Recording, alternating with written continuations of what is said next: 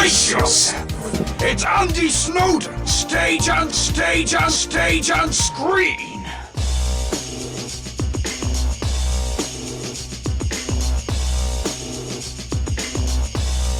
Stage and screen. Go ahead, make my day. Mrs. Robinson, you're trying to seduce me. And you will know my name is the Lord when I lay my vengeance upon thee. You ever seen a grown man naked? 105 FM. Here's Johnny. Life is a box of chocolates, Forrest. You never know what you're gonna get. Tell me about it, Stud. I see dead people. Stage and screen. You're listening to the Andy Snowden Stage and Screen Radio Show. Do you ever mention that name in front of me, that filthy piece of toe rag? What's the buzz? Tell me what's happening. What's the buzz? Tell me what's happening. What's the buzz? Tell me what's happening. What's the buzz? Tell me what's happening. I'm going downtown tonight. What's going on?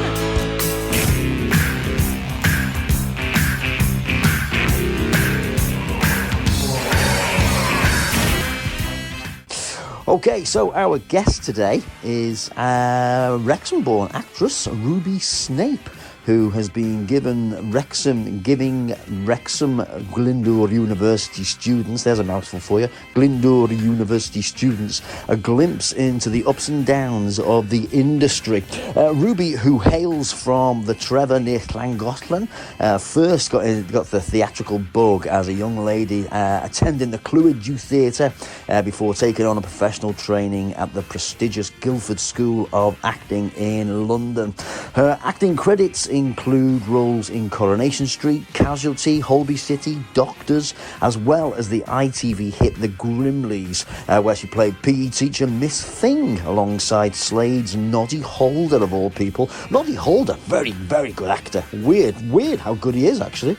Her West End credits include the fantastic Ducktastic at the Oldbury Theatre, directed by Sir Kenneth Branagh, and Don't Dress for Dinner at the Duchess Theatre. I caught up with Ruby on Tuesday afternoon, and I started by asking her about this workshop that she had with the Glyndŵr University students in Wrexham.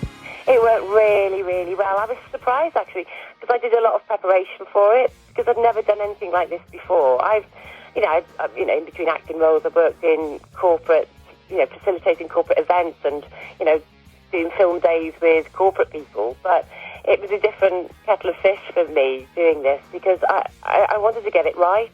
Yeah. And I've been in the business 30 years, and I've gone through the highs and the lows, and I just wanted to share with them, kind of just about being a self-employed actor, because acting is a given. We're all talented. It's just the rest of it that can be a bit of a challenge. Well, that is exactly it, isn't it? Because I always found that bit really difficult. Because people assume being out of work is the difficult bit, but sometimes it can be actually being in work is the hard bit. Yeah, exactly.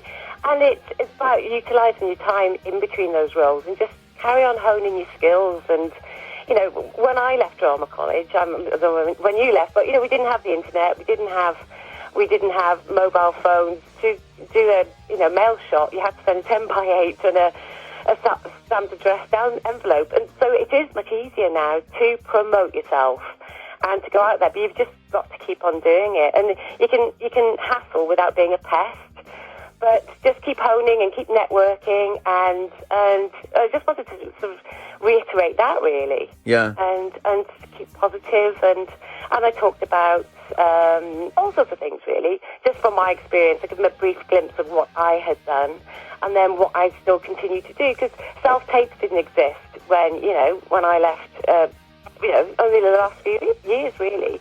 So I've had to practice that. I've, look for different spaces in your house, buy a tripod, just keep on going over it until you get the right frame. And so for me, it's a learning curve for me, because I'd never done that before. So you're continually learning, and it was as much learning for me as it is for them. Yeah. You just don't stop.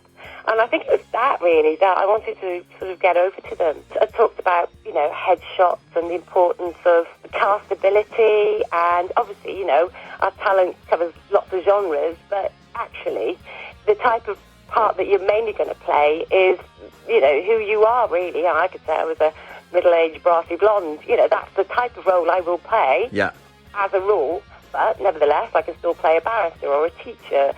But it's that main one that gets you through the door, is how you look. So the importance of a headshot and the importance of a show reel. And I said, you could go and have a bespoke show reel made that will cost you lots and lots of money, or you could contact your local university film school and be in their student film and use footage of that for a show reel. Yeah, because my brother actually, he was doing something for the Pet Shop Boys. He was working with the Pet Shop Boys at the. Yes, I saw him. He was great. Yeah, well, and while he was doing it, his agent called and said, "Can you send a video of you doing something at a bar?"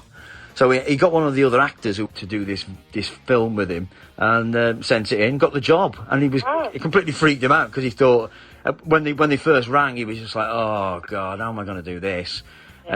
Just did it on a phone, and the videos on phones are brilliant these days, aren't they? Yeah, exactly. If I'm doing a self-tape, I'll use my phone. Yeah. As long as it's in landscape, and it's so easy these days to kind of promote yourself. I mean, I'm still a bit old-fashioned. I like to go in and meet the director, but that seems to be less and less now, and especially in this climate.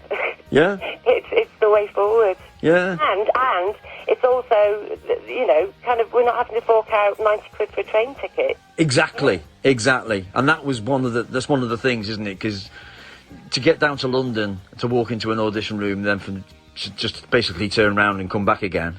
Yeah. Because don't you? I mean, when I lived in London and it was like £5 on the tube, I used to resent that sometimes. But you... Yeah, I was saying to them, it's good to have another string to your bow and do something else while you're doing the acting, because, yes, you have to pay your bills, but also, actually, the cost of acting is a lot. You've got to pay for your headshots or your show reel or subscriptions to Spotlight or casting networks or whatever it is that you choose to do. It all adds up, and you don't realise actually how much you actually spend on promoting yourself. And so I would just sort of say, telling them the importance of doing other stuff and also going to there are loads of workshops available now. Especially in the Northwest. Because I think when you're at college, you're kind of cosseted.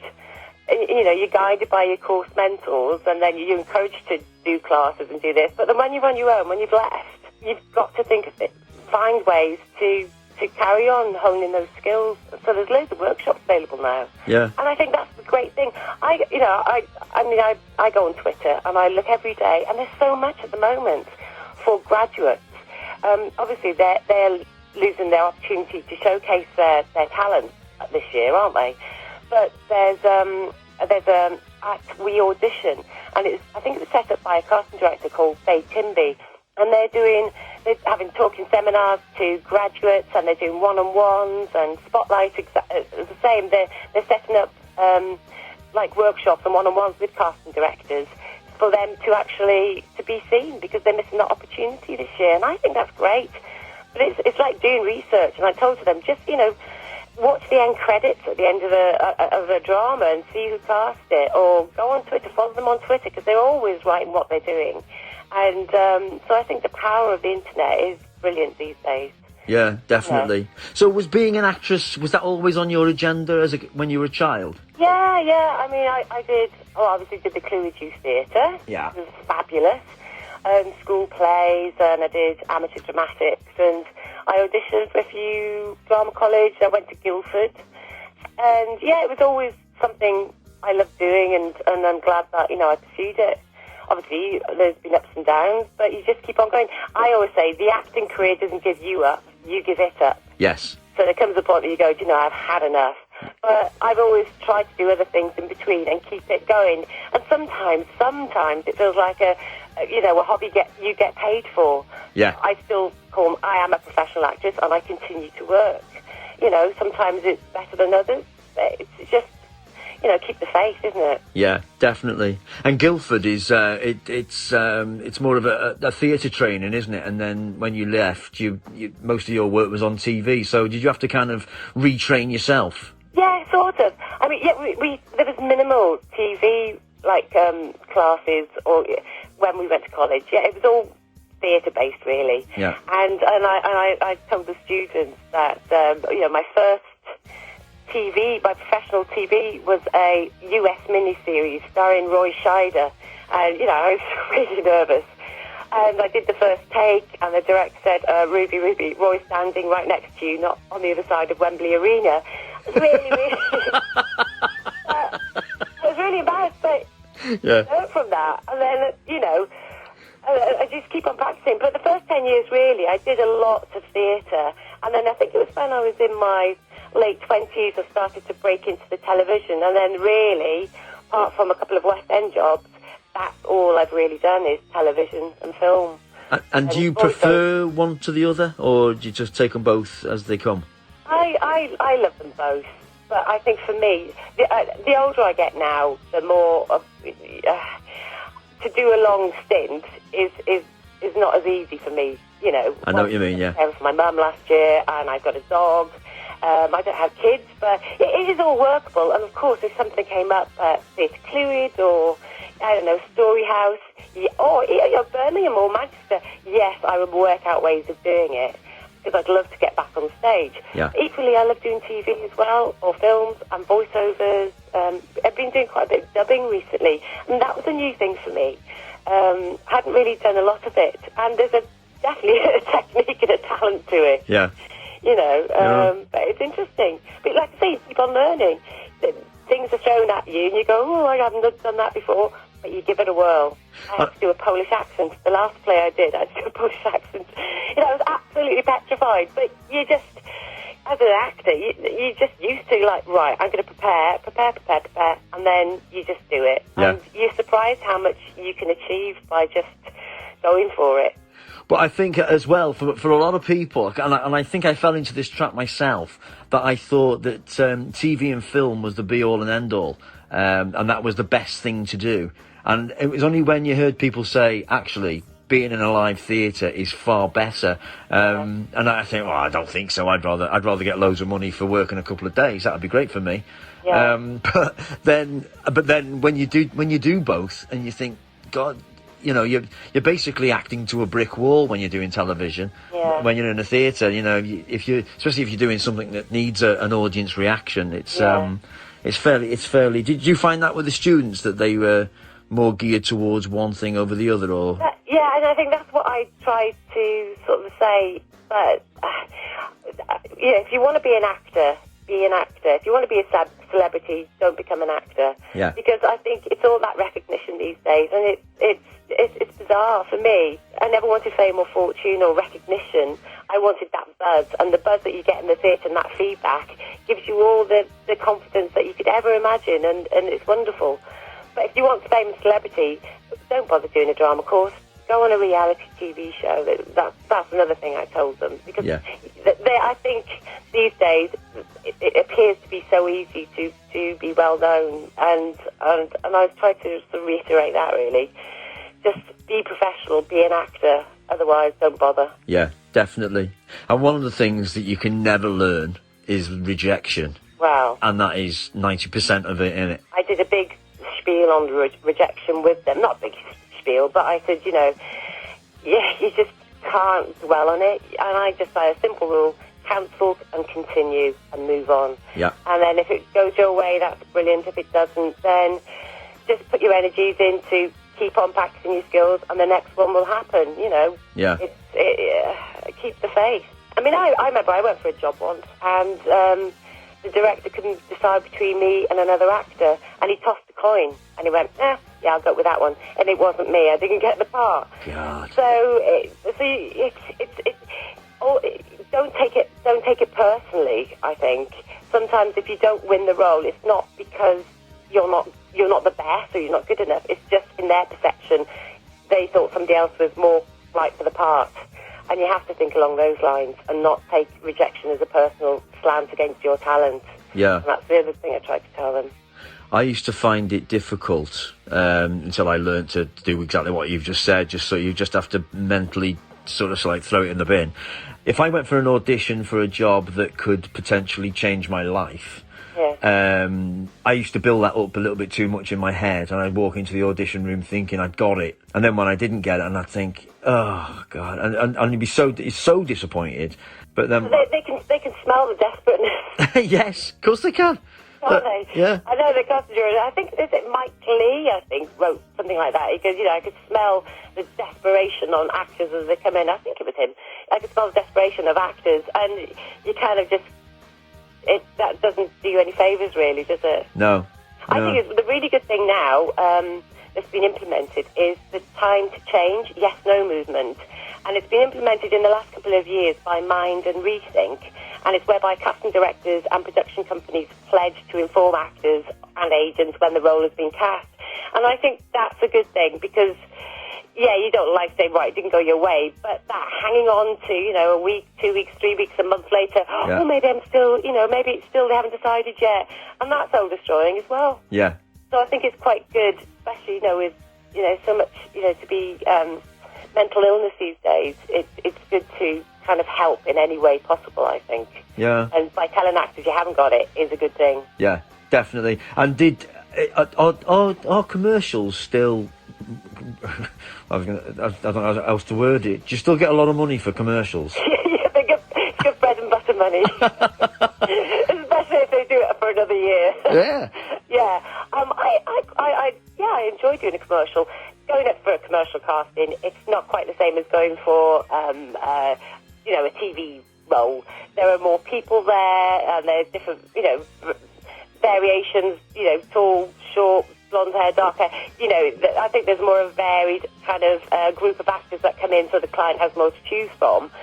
So, and I would say my strike rate, I used to have a strike rate of like 1 in 10 that I go for, 1 in 15. And if you go up for enough, that you will land one soon. And I usually get penciled, and then occasionally they go your way, and that's brilliant. Yeah. But yes, the last one I did was for a coffee. It was a French commercial, and I did the first audition. Thought, I thought that was quite good. Didn't hear for like 2 or 3 weeks. Thought, well, that's gone.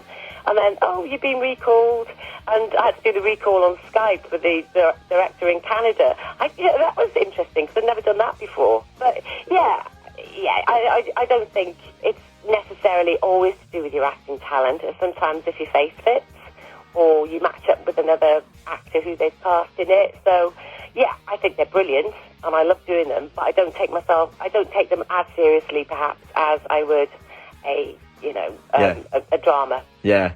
It never to me, it never felt like it was a slur on your talent. That was one of them things where literally, if your face fits, you're in. Yeah. Yeah. I went for an audition once. I did for Vodafone for it was based on Cinderella, and it was for one of the Ugly Sisters, and I was like, what a waste of time. I was going for experience, really, in my head, and I got it, and I was like, really? And it was the most bizarre, the payday was ludicrous, and I'd only just left college as well. Yeah. And I said to my wife, I said, look, if we got one of these a year, we'd be fine. Yeah. Never got any more. I've had a few, quite a few over the years, and they are brilliant. A lot of them have been abroad because apparently there's a bit of a snobbishness about, I don't know, actors. They think it might, be bad for their career to be seen, advertising something. So lots of British actors do foreign commercials. Well, they did. Yeah. In Europe, they did. So I used to have loads of auditions. They've lessened now, but I think that could be an age thing with me. But I still go up for them. But I remember one audition, I was penciled, and I got down to the last two, and with two women, we had to go into the audition room together, and I didn't get it, but Olivia Colman did. Oh, right. Oh, so, well, there you go. Oh, she's the queen now. Yeah. And let's talk about snobbery. Is there still a sort of snobbery about soap actors? I don't think so anymore, no. I think it's a great platform, and I think a really good actor, soap actor, there's so many stories now. They go on to do fantastic dramas, don't they, afterwards? Yeah. So I don't think that is the case at all anymore. I think it used to be better 30 years ago. People used to turn their nose up, but now, God, I think anybody would be lucky to get into a soap. Yeah. You know, I have great pride going, oh, I was in Coronation Street. I played a barrister. I did 2 episodes. I wasn't a regular. But I still got people go, oh, you did Coronation Street. And I go, I did. And, you know, I feel really proud that I did it. Yes. And you know, a lot of I've done a lot of hospital dramas. On my show, people go, he's got a lot of hospital dramas on there. It's just because I've done a lot of hospital dramas. Nothing wrong with that. Holby City and Casualty you've done, haven't you? Yeah, and Doctors. And Doctors. Yeah. So you're falling into a bit of a trap for yourself there, haven't you? They've all been very different. I've done Holby 3 different times, so I've played 3 different characters. All right. Yeah, it's good though. I like it. One of the last jobs I did was at Casualty. Was it? Yeah, I had to go down to Bristol for it, innit? Yeah. It's in Cardiff now. Oh, is it? Yeah. My story was ridiculous. I mean, it was. If I put a show reel together, I might just leave it off.